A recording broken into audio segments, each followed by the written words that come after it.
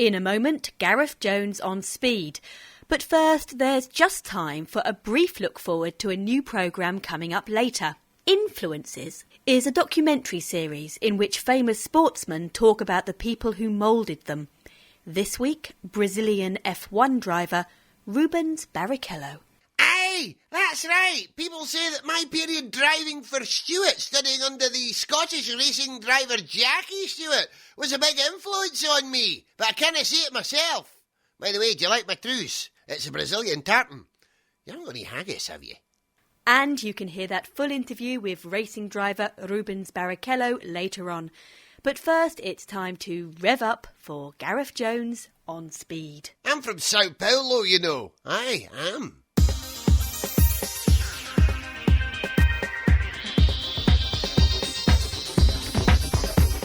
In this edition of Gareth Jones on Speed, a unique interview with Pakistan's first international motor racing star. You're going up against, Jos Verstappen. You're sitting there and you think to yourself, can I really do it? But then when you actually beat them, that's just a great feeling.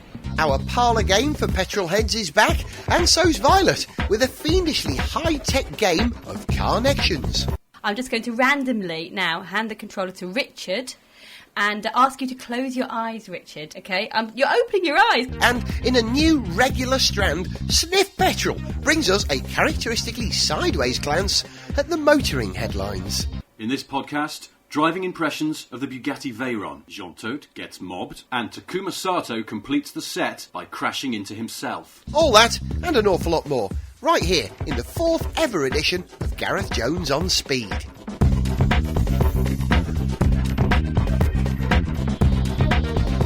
Welcome to Gareth Jones on Speed. I'm Gareth Jones. I'm Zog. And I guess the most important thing, Zog, that we could do is discuss this fantastic F1 season that's just finished. We have had a great year, I think.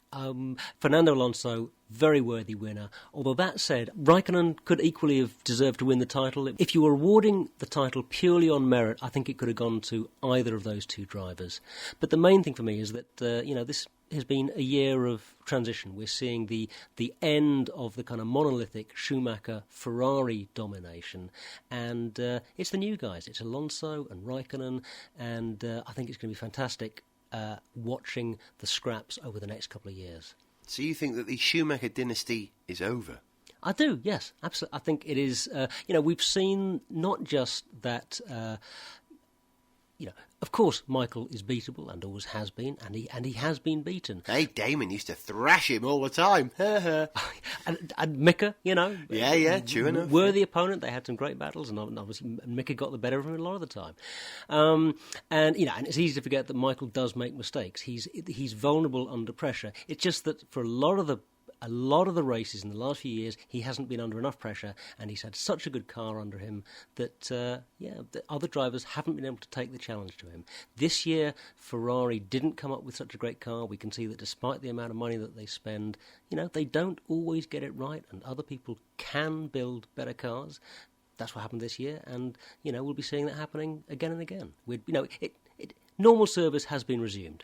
What about the other guys, the other pretenders to the throne? I mean, you and I are both Montoya fans. Yeah, and I'm sad to say that he's been disappointing this year, I think. At the same time that McLaren have got a lot more out of him than Williams did, he's just made a few too many mistakes. And I think you almost see it in his body language and the way he's talking. He's even if he's not sort of saying it explicitly, he's kind of apologising for not delivering as much as he can, because he's a fantastic racer. He's a great driver, and I'd like to see him have a season where he doesn't make those mistakes. He's been unlucky, though. I mean, he busted his shoulder in that tennis, or was it motorbiking accident? And it doesn't matter what it was. Bernie's head popped up through a storm drain in China, and consequently punched a great hole in the bottom of his car, and he was in a good position then, if I remember right. Yeah. And has been in a good position on a number of occasions when things have gone wrong. Now, I remember in the last episode of this show, we said that McLaren were probably going to take the championship. Well, the Constructors' Championship. The Constructors' Championship, yeah. I mean, they struggled early in the season to build a car that would last a race. Yeah. Renault plodded on very, very carefully and got points in the bag, and consequently won the championship, Yeah. and along the way gave Alonso a car good enough to win the championship in. Is that the right result, do you think? Do you mean, is it right that the more reliable car, rather than the faster, less reliable car, ultimately won? I would say no. you know, I like the fast, unreliable cars. They're more exciting. I think as a motorsport fan, I would agree with you as well. So there we go. F1 is over for now. We've got the passing of Jordan. We've lost Minardi. They're now going to be Squadra Toro Rosso. Yeah, and we've lost Paul Stoddart, and that's a real shame. I think he's a fantastic character and really committed to the sport, genuinely committed. Webber's result in his first race in Australia was absolutely unforgettable. So I think we will always remember that. Wasn't it? That's sixth place for that. Yeah. And looking forward briefly now, we've got a bit of a gap before the first race, but it starts in Bahrain next year. I'm told, the new season.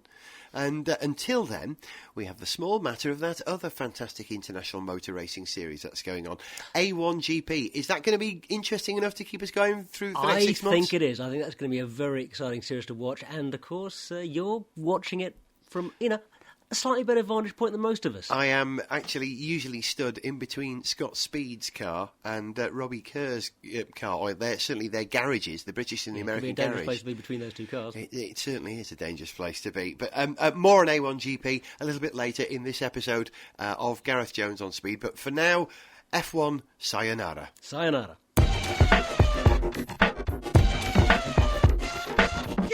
Jones on Speed! Oh, ladies and gentlemen, in association with SniffPetrol.com, Gareth Jones on Speed proudly presents the world of motoring according to Sniff Petrol.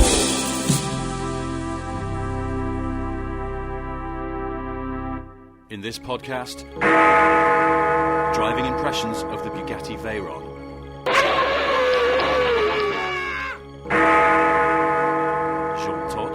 Mobbed. Look at him over there. Look, it's Mel Brooks. Oh, wow, quick, let's get his autograph. Oh, no, not again. And Takuma Sato completes the set by crashing into himself. Oh, that's really hot. But first, the Tokyo Motor Show is in Tokyo. We sent a man called Alan to have a look. Hello, I'm Alan. On arriving at the Tokyo show, the first thing to strike me was a door. It's true what they say, when in Japan, do as the Japanese do, and learn their words for exit only. One of the most remarkable things about this motor show is the crazy concept cars. Star of the Honda stand was the H-Tech Smooth Wipe. This glimpse into the quite distant future has 3.5 wheels and runs exclusively on soups. Over at Toyota, the biggest draw was the radical Type X Banjo Mr. Grimsdale. Powered by the medium of thought, this concept can only be seen by ducks. Suzuki wowed showgoers with its innovative System J Morton Harkett 808 concept, featuring doors made of nitrogen and an onboard cheese. Finally, Subaru's glimpse of tomorrow's world was the Excellence P-Style Widdicombe X. Featuring a completely see-through steering wheel, this environmental concept car dissolves in water. That's it from the Tokyo show. I learned a lot here, especially about pressing unmarked buttons on your hotel room lavatory.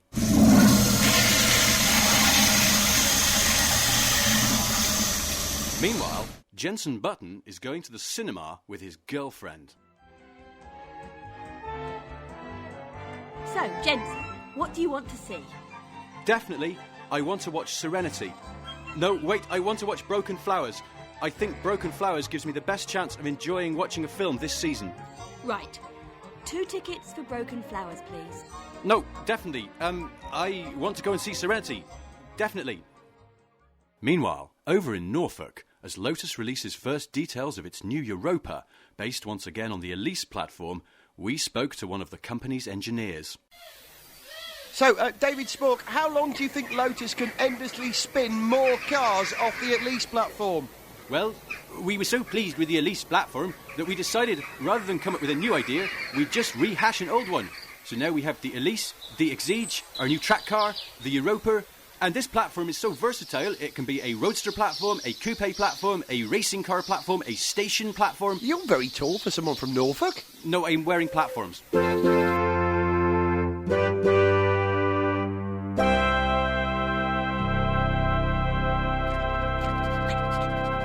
Left, platform.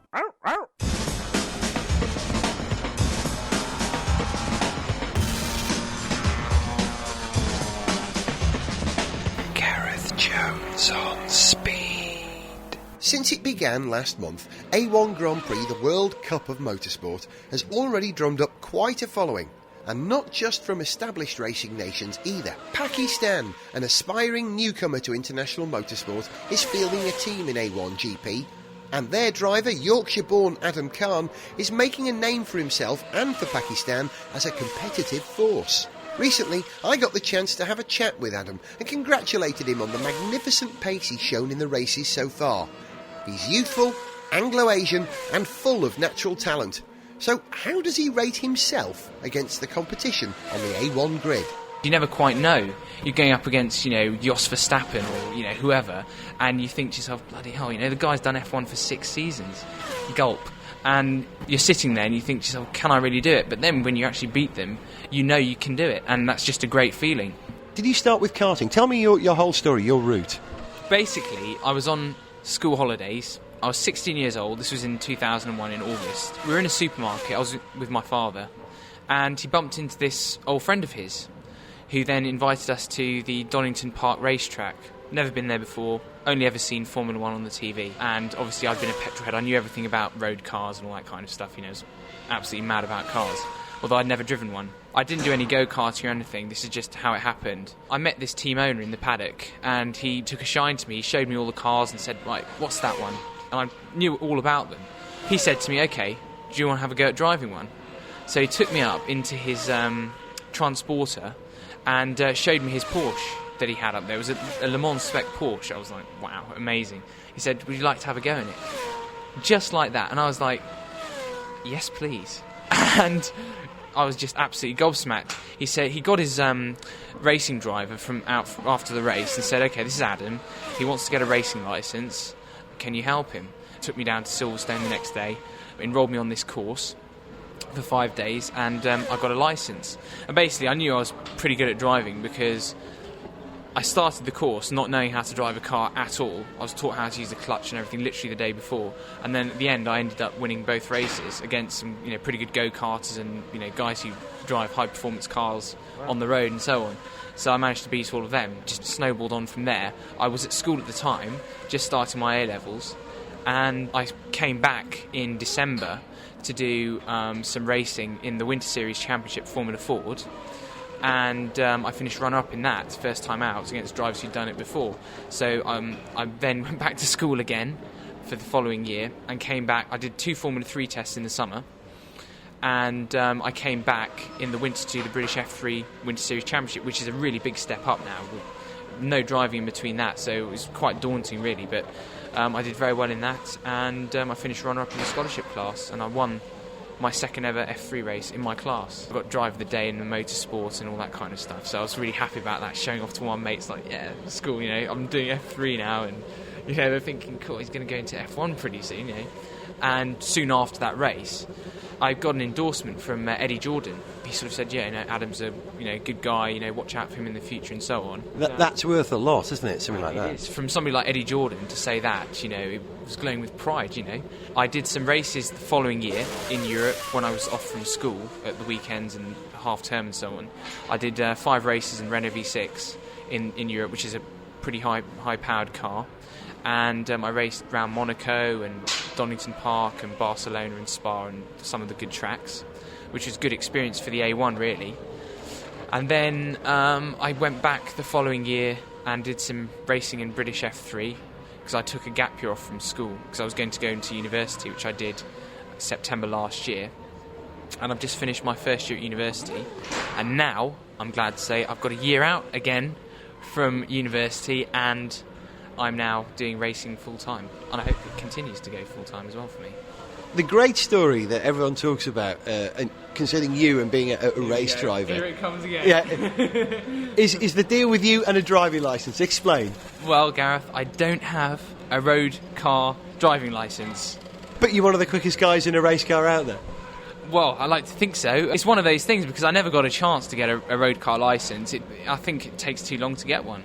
I've never really tried because I've never had a window of opportunity to go and get one. Either I've been at school or I'm racing or, university or whatever. And also living in London for the past year, I didn't really need one, even though legally I should have been able to get one quite easily. Although thinking about that, because of my on-track exploits, I think I'd probably get banned on the road, to be honest with you. Because, I'd probably tot up a zillion points in a day. The other classic question I'm obliged to ask you is, what's the reaction back home? But the question is, where is back home? Is it Pakistan or is it Yorkshire? Well, we've had good reaction from both, actually. I visited the Pakistan embassy only a few days ago and I met the ambassador there.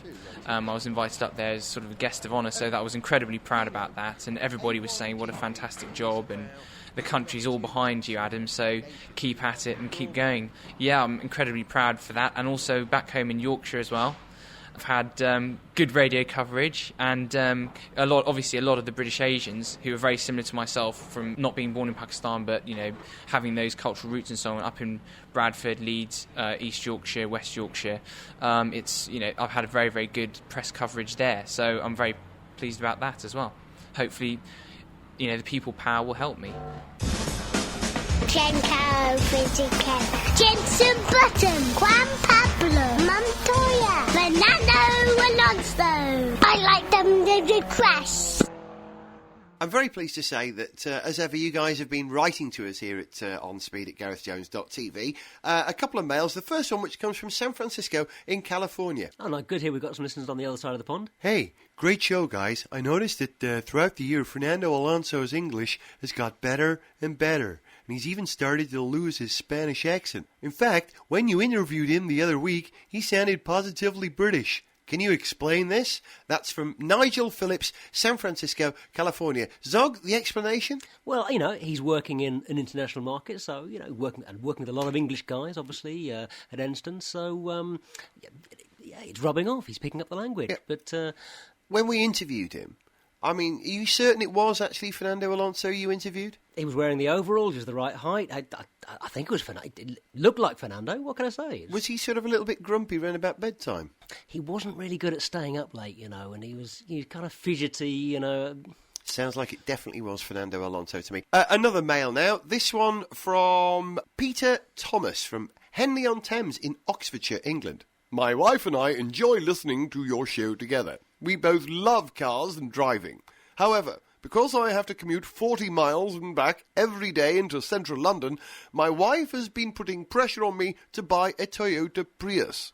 If I buy one, am I letting the side down? Peter Thomas, Henley-on-Thames, Oxfordshire, England. Interesting problem, that, Peter. Zog, buying a hybrid, does that mean that you're anti-petrol? No, I don't think so. I think, we've got to look to the future. We like speed, we like cars, but we can't go on burning fossil fuels forever. There is no long-term future in it, and anyone that doesn't recognise that, is an idiot, frankly. So the official, if you like, corporate line from Gareth Jones on Speed is, if motor racing suddenly adopted hybrid technology for its cars, we'd be chuffed to bits, wouldn't we? Oh, yeah, absolutely. And actually, I've just thought of another thing there, Peter. You could buy a Prius, or you could tell Mrs. Thomas that the Lexus, the 400H, which has got a hybrid quality to its engine, you could tell her that was exempt from the congestion charge as well, couldn't you? Because it is a hybrid. That's not a bad idea. And you get reasonable performance from that. And there you go. You think you're apparently doing your bit for environment, but still driving quite a handy motor. I tell you what I'm looking forward to on this note. I'm looking forward to something like the equivalent of the Ariel Atom, which is, maybe fuel cell powered, hydrogen powered. Oh, yeah. Possibly hybrid, but really stripped down, really lightweight, no excess energy soaked up by air conditioning, electric windows, rubbish like that. Really stripped down, beautiful bit of engineering, That's what I'm looking forward to. Tell you what, Zog, I think Volkswagen have just announced a concept car called the Eco Racer, which is almost exactly what you've just described. It's kind of like an Elise with, I think, a 1.5-litre turbocharged diesel engine. I mean, it's pretty sporty, but it's pretty eco-friendly too. Okay, well, maybe I should be checking that out. I must find out some more about that one. So, Peter, let's just be clear on this, right? We do describe this show as a show for petrol heads, but the truth is it's a show for people like driving fast no matter what the power source is. That's it. This next mail comes from Peter van den Pla in Amsterdam. That's a good motoring name, Van den Pla, isn't it? Very good. Yeah. And Peter says the following. I was very pleased to see that Fernando Alonso was recording We Are the Champions by Queen. I was wondering if you were knowing if any other motor racing drivers were to record other Queen songs. Zog, we can make a few suggestions, can't we? I think we can think of a couple. I'd start with Under Pressure. Who's that then? Jacques Villeneuve. Very good. Okay, how about Fat Bottom Girls? Which would be... Eddie Irvine. He never discriminates, does he? Very good. Or we could have Another One Bites the Dust by the entire Minardi team. Oh, excellent. And how about Who Wants to Live Forever? Takuma Sato. We could have Death on Two Legs. And who's that? Takuma Sato. The Invisible Man. By... Patrick Freisacker. When did he vanish from F1? I hardly know. And Now I'm Here. Oh, who's that then? Nico Rosberg. Oh, he's arrived, hasn't he? Very good. And how about I Want to Break Free, finally, from... Go on, then. Jensen Button. Now, a big thanks to all of you who wrote in with suggestions for car connections. You may remember in the last episode of Gareth Jones on Speed, we asked you to draw a better connection between the Opel Frogster concept car and the Hummer H2. Now, the best that we could come up with was that they were both rubbish off-road. Yes, and I think we wouldn't be seen dead driving either of them. That's right, yeah. But of all the suggestions we have, I think probably the very best one comes from someone called Michael. He doesn't tell us where he's from, so we can't do a silly accent for him. But he says the link between the Hummer and the Tigra concept car, we know he means Frogster. The Frogster, yeah. Was that they were both owned by Fernando Alonso, aged 3. Ah, that's very astute of him. Holla! I won the championship with maybe not the best car, so I am proud of what I did. I like paella. It was our own Fernando Alonso. Our very own Fernando Alonso impersonator. Who did own both those cars. Yeah. So, Michael, we will write to you, we'll get your address, and we'll send you the prize in that competition, which is this really cool Lola Heritage racing hat, which has been signed in English by Basil Shaban, who almost got a point for the Lebanese A1GP team in the last race, and Khalil Bashir, the driver who survived a horrific crash at Brands Hatch. Michael, thank you very much indeed for that, and thanks to anyone who writes into the show. If you want to write to us, the address is... onspeed@garethjones.tv. And you can write to us about anything you want, and we'll find something interesting to say about it. Well, that's a theory, anyway.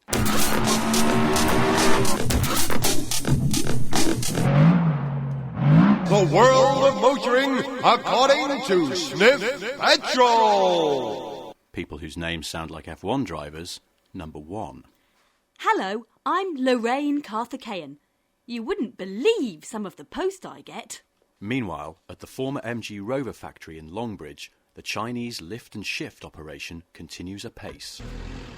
Okay, we need to roll this equipment onto the lorry to take it to China, somewhere safe. Not now, mate. It's me lunch break. I only get 1 hour. Union rules. Oh my God, this is unbelievable. These people are communists. Hey. Meanwhile, Jensen Button is going for a meal with his girlfriend. So, what do you fancy eating tonight, Jensen? Definitely, let's go for a curry. No, I want to go for a Chinese. Curry doesn't offer me the best opportunities for digestive success later this forthcoming evening. I want a Chinese. Good. Chinese food it is then. How's your crispy duck, gents? Definitely, I want a chicken bhuna. Definitely. That's all we've got time for. Just some late news coming in. Flushed by the success of the Golf Plus, Volkswagen announces the Polo Minus. I like it, says Frankie Dettori. So do I, adds Ronnie Corbett yesterday. Just time to go back to our road test of the Bugatti Veyron. Don't make me do it!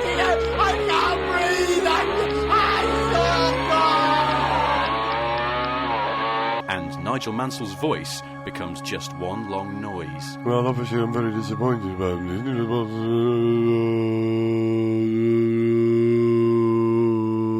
Murray.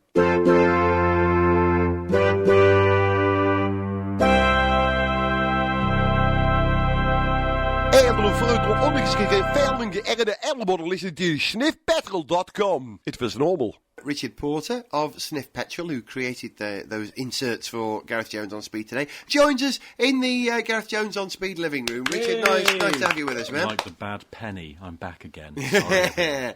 Now, at this point in Gareth Jones on Speed, we like to play the game Carnections, and I ask you to explain what Carnections is all about, but as Richard's here today, Richard, will you explain what it is?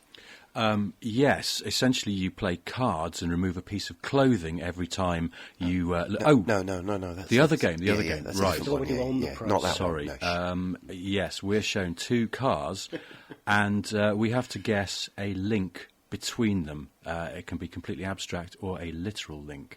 But the thing is that we don't know, we genuinely do not know what these two cars are going to be. We found different ways of generating those two cars over the few editions of Gareth Jones on Speed that's been up to now. That's right. You know, if you're actually in a car, you just pick cars at random that are coming the other way down the road. Or in the previous week, Violet was picking cards from a Top Trumps deck. And today, Violet has created this inspired way of choosing cars from the world of video games. I don't know if you know, but Violet is Britain's leading girl gamer. It's true. It's official. It said it on a website somewhere. Yeah. Violet Berlin is Britain's leading girl gamer. And so, V, are you going to be able to do that? You're going to have to come over and find a microphone to explain instead of playing with that video game there. Or shout quite loud. Yeah. No. I'll bring a mic over to you. Why not? No. What? It's more fiendish than that. Hang on. I should point out that right now Violet is standing in front of our television with a PS2, a controller in hand, and has a version of Gran Turismo. Which one is this? 4. Okay, I'm set up now. Right, so this is the fiendish plan that you're going to actually choose your own cars. We choose our own cars? Is that Gran going to make it a bit Turismo easy? 4. So I'm just going to randomly now hand the controller to Richard and ask you to close your eyes, Richard. Okay, you're opening your eyes. Close your eyes. No, I'm opening my eyes because I have to ask a question. Which button do I press? Okay, I'll guide your thumb. Okay, right, now there. Now right. just hit it a few times, okay? And went with... Oh, okay. Okay, and just keep hitting random buttons. Random, Just okay. hit random buttons. I should point out that we're on one of the selection schemes of Gran Turismo 4. You've got a car. You've got a car. Good Lord. And also, a plane approaching Heathrow has just diverted onto a main road. I just hit a lot of buttons. So, basically, Richard was playing Gran Turismo 4, and I got him to close his eyes and hit random buttons, and he's gone into a garage and selected, accidentally, a Zara. Is that what you call that car? That's a Citroen Zara VTR, yes. Citroen Zara VTR. That is the 3-door version Yep. of the Zara. Okay, we've got to generate another car now. So do we get him out of this screen? Yeah, let's get Zog to do that. So if you pass it on to Zog, Richard, and if you get back onto the home screen, Zog, I know you've played this game I'm taking, far too much. I think I probably have. And then I'm going to ask you to close your eyes and randomly stab the buttons to find a car. Okay, so this is far enough back up, yes? Yeah, that's far enough back. I'm shutting now, my eyes. Close your eyes and hit random buttons. Okay, I would be not surprised, because Zog's played this so much, that if he actually could play this game with his eyes shut. Yeah, I'm not sure if I'd get very good, make very good track times. What on earth? Well, unfortunately, due to the randomness of this... Oh, hang on, we've produced a car. Are we there? That is... Can I open my eyes? Yes, you can. It is a Honda Civic. Is that the Type R, Richard, would you say? Is that a Type R? Could be, yes. It is. Look, you can see. Japan-only Civic Type R of the old shape. Yeah, it is. You can see it says Type R just in front of the rear wheel there, in that little panel there. Yeah. So we've got to find a connection between the Honda Civic Type R and the Citroen, Zara, what was it called? The VTR. VTR. Yeah. VTR. Well, OK, boys, your time starts now. straight out of the box, from the obvious corner, can I say that they both involve the letter R in their names? But you see, I would suggest, and I've subscribed to this theory for a while, that the letter R is, in car terms, the sportiest letter you can have. I promise you. Yeah, that's true. GTR, Yeah. you know. Volvo V70R. The GT XLR, that was the old Capri. Yeah. There's a Subaru Legacy 3-litre R. The Concept R. Yeah. Isn't there a Lotus that Lotus something? The 340R. 340R. Yeah. There's also the Elise 111. And do you know why they always call it the R? You know, because when they're struggling to find a name for Designed the in car, they Cornwall. say, "What are we going to call it?" Well, we're going to call it the 340. Yes, that'll do. Yeah, like it. Okay, actually, I can trump that one. I can trump that one. Not only have they both got an R in their name, right? They've also got a T in their name as well. Damn your fiendishness, Jones. Okay, they're both front-wheel drive. Okay. They're both foreign manufacturers who have built cars in the UK. Citroen used to build cars in the UK. And the first car they built in the UK was the Light 15. A very famous French car, but built in Britain. Yeah, Built in Slough, wasn't it? it was, yes. And the Honda Civic, to this day, is built in Swindon. Believe the truth, this is fact. They also built the 2CV in Britain, and a funny little 2CV based sports car, in inverted commas, called a Bijou. Fact. Wow. Could I also say heard it here that first, folks. both cars are made by car companies that bear the surname of the man who founded them, and you don't get that with a Daewoo. Is it Siroshu Honda? Is that his name? Soichiro Honda, I think Yeah. it's pronounced. And Anton Citroen. Andre was it? Citroen, Oh, yes. Can I just interrupt? I think that is the best connection so far. The surname one is brilliant. So, Okay. the winner Yeah, is that's good. Richard Porter from Yay. Sniff Petrol. should I ask you to race them now in Gran Turismo? Yeah. No. Yeah. We'll do that next time round. We'll bring the results next time. I think, depending on the driving, that Type R is going to clobber, isn't it? I think, no contest. Well, you've been listening to Gareth Jones on Speed, and we've been playing Connections.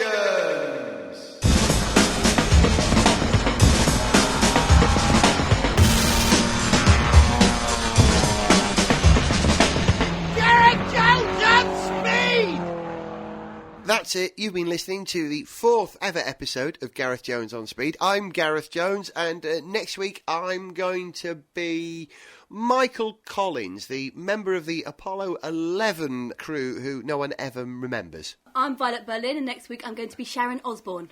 Oh, good idea. Yes, I like the new hair, by the way, Sharon. Very good, yes. Richard Porter from Sniff Petrol. Next week, I'm going to be the inert gas argon. I'm very stable, just remember that. And finally, Zog, who are you going to be? I think I'm going to be Scarlett Johansson. I think I can amuse myself. Endless fun. Are you going to be... Scarlett, do you like inert gases? We could go to dinner and discuss my stability. I think we ought to move on. Zog, before we finish, and we're going to finish on an appropriate piece of music today, recorded by Zog, as ever. Zog, it's an anthem. Which anthem and in what style this week? Well, to celebrate Renault's victory in the Formula One Constructors' Championship, we have the French national anthem in the style of speed metal. Thank you very much, Zog. Say goodbye, everyone. Bye.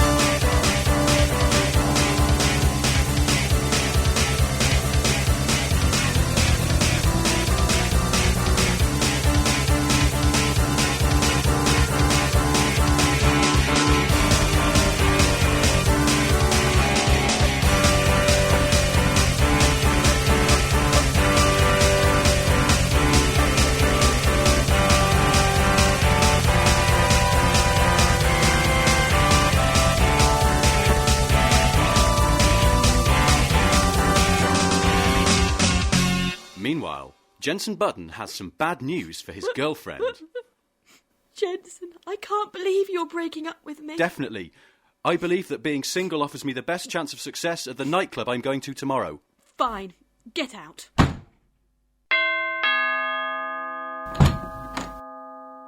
Louise, I love you. Will you go out with me?